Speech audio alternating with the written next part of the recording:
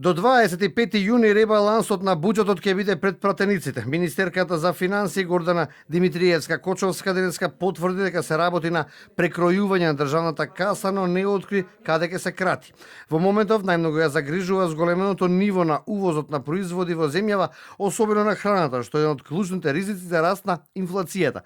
Дополнителен притисок на инфлацијата може да направи и растот на финалната потрошувачка на граѓаните, која е зголемена за дури 7%. Сепак, министерката вели во проекциите на ребалансот, инфлацијата нема да се проектира на повисоко ниво од првичната прогноза за буџетот за годинава од 2,2%.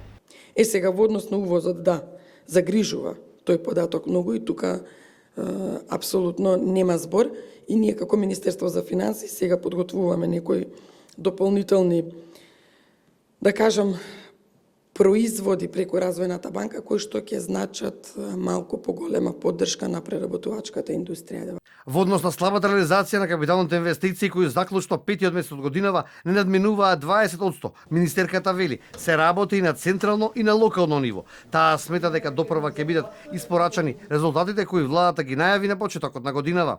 Суштината е во тоа што се работи, меѓутоа знаете, поготово во градежништвото треба да се сработи нешто, па да потпише надзорот, компанијата, институцијата и сето тоа губи време и некогаш можеби ќе поминат и 45 и 60 дена додека да стигне плаќањето од тие процедури.